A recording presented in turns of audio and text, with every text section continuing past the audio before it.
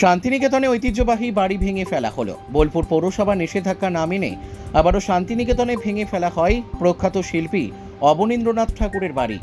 প্রথম যখন ভাঙা শুরু হয়েছিল তখন বোলপুর পৌরসভা বাড়ির গেটে তালা মেরে কাজ বন্ধ করে দিয়েছিল, কিন্তু এবার দেখা গেল সকাল 9টার সময় আর্ট অর্ডার ঢুকিয়ে বাড়ি সম্পূর্ণভাবে ভেঙে ফেলা হয়েছে।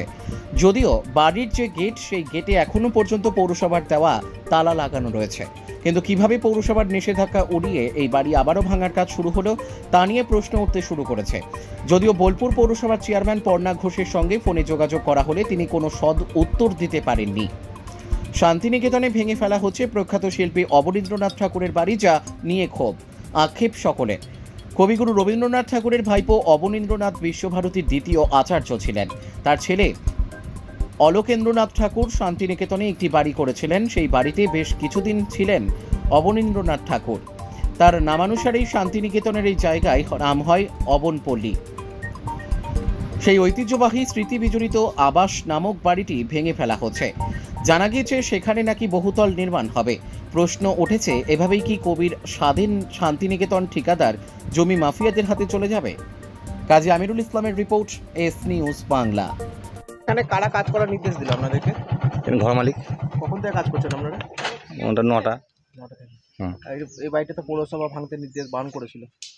কাজ জানি না, আমরা কাজ করছি, আমরা কি জানবো? আমাদের লেবার মানুষ, বুঝতে পারছেন তো। এবার যা ঘর মালিক বলেছে আমরা এসেছি, কাজে লেগেছি। কি করে ভাঙলেন আজকে জিসিবি করে। কখন এসেছিল? 9টা থেকে এসেছি। এই পাঁচিলটা ভাঙা হয়েছে নাকি? হ্যাঁ, পাঁচিলটা ভাঙা। আপনার নাম? বাপন খান। কখন থেকে কাজ করছেন এখানে? ওই তো 9টার সময়। 9টার সময়? হ্যাঁ। কারা পাঠিয়েছে আপনাদের? কারা পাঠিয়েছে বলতে আমরা ঘর মালিকের নির্দেশ এখন এসেছি। ও যার জায়গা মানে তাই সেই জিসিবি লাগাইছে, জিসিবি এসেছে বলে আমরা এসেছি। জেসিবি এসছে বলে? কখন জেসিবি এসছে? ওই 9টা নাগাদ। মানে যেটুকু ভাঙা ছিল বাকিটা জেসিবি দিয়ে ভাঙলো? হ্যাঁ। কেউ বাধা দেয়নি? না, বাধা দেওয়ার কেউ আসেনি। পৌরসভা থেকে কেউ আসেনি। গেটটা খোলা হয়নি নাকি? না, গেট তালা মারা। আপনার নাম? রকি সেন। এবং যে একটা নির্মাণ ছিল সেই নির্মাণটাকেও ভাঙা হয়েছে। তো এইটাই আমরা দেখে যাচ্ছি। আপাতত কিছুজন কাজ করছিল ডেমোলিশনে, তাদেরকে আপাতত কাজটা বন্ধ রাখতে বলা হয়েছে। আমরা যিনি জায়গাটা কিনেছেন তাদের সঙ্গে যোগাযোগ করে পৌরসভায় তাদেরকে ডেকে নিয়ে এসে বিষয়টা বুঝতে চাইবো যে ব্যাপারটা কি হচ্ছে। নির্মাণ বলতে কি ছিল এখানে? নির্মাণ বলতে এখানে একটা পুরনো বাড়ি ছিল, সেই বাড়িটাকে ভাঙা হয়েছে। সেটা মানে পৌরসভাকে অন্ধকার রেখেই ভাঙা হয়েছে। এবং ফেব্রুয়ারি মাসে আপনারা তো তালা ঝুলিয়েছিলেন, বন্ধ নির্দেশ দিয়েছিলেন, তারপরেও এটা ভেঙে গুড়িয়ে দেওয়া হলো। হ্যাঁ, তো এই বিষয়টা দেখার জন্যই আমরা এসেছি এখানে। আমাদের পুরো ইঞ্জিনিয়ারিং টিম এসেছে। আমরা যেটা দেখলাম সেটাই আমরা উদ্যতন কর্তৃপক্ষকে রিপোর্ট আকারে জমা দেবো। পৌরসভা কি জানতো না এই বাড়ি ভাঙা হচ্ছে? না, পৌরসভার কাছে এরকম কোনো রিপোর্ট ছিল না। আপনাদের কাছ থেকে পাওয়া খবর অনুযায়ী তৎক্ষণাৎ আমরা এখানে এসেছি। আর যেহেতু ছুটির দিন ছিল তো সেই জন্য। যেহেতু পৌরসভার একটা আইনকে ভায়োলেট করা হলো, সেক্ষেত্রে কি ব্যবস্থা নেওয়া হতে পারে? পৌরসভার আইনকে বলতে মানে তালা মারা হয়েছিল। হ্যাঁ, এইটা বিষয়টা দেখুন, বিষয়ে কি ব্যবস্থা নেওয়া যাবে সেটা তো সিদ্ধান্ত আমরা নিতে পারি না। আমরা আপাতত যেটা করব, আমরা এটা রিপোর্ট আকারে জমা দেব এবং আমাদের বোর্ড অফ কাউন্সিলর রয়েছে, চেয়ারম্যান ম্যাডাম রয়েছে, এক্সিকিউটিভ অফিসার রয়েছেন, ওনারা সিদ্ধান্ত নেবেন যে পরবর্তী পদক্ষেপ কী হবে। আপনার নাম?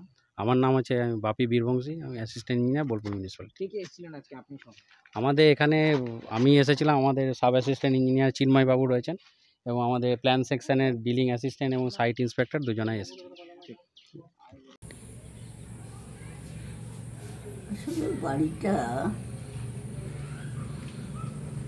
কাগের জমির ওপর তৈরি করার আমি ঠিক জানি না।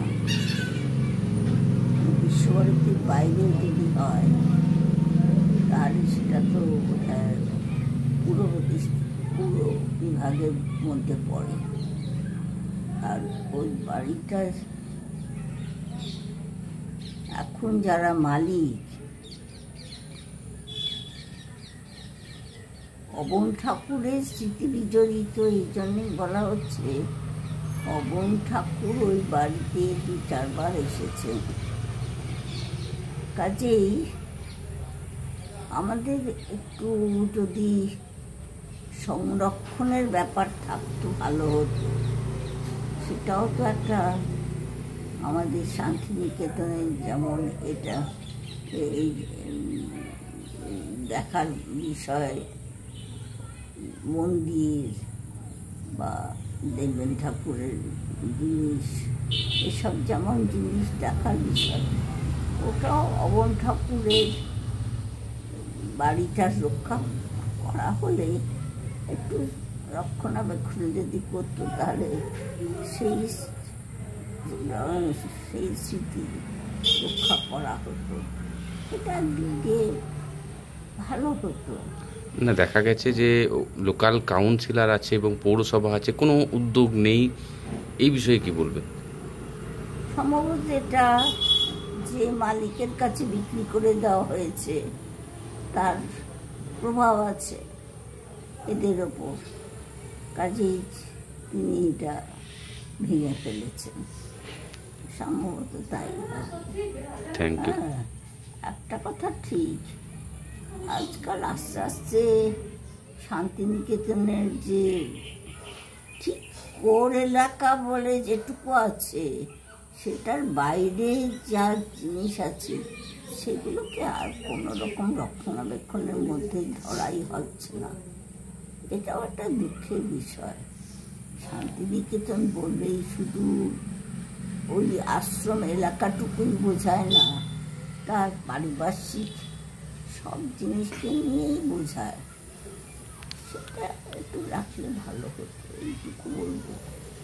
ঠিক আছে। অবন ঠাকুর আমাদের এখানে, আমি অবন ঠাকুরকে দেখেছি, কারণ গুরুদেবের পরে অবন ঠাকুর কিছুদিন এখানে এই বিশ্ববিদ্যালয়ের ভার নিয়েছিলেন। আমরা অবন ঠাকুরের কাছে সন্ধ্যেবেলা যেতাম গল্প শুনতে, কাজেই সেই অবন ঠাকুরের স্মৃতি বিচরিত যে বাড়ি, সেই বাড়িটার রাখলেই ভালো হতো। ঠিক আছে।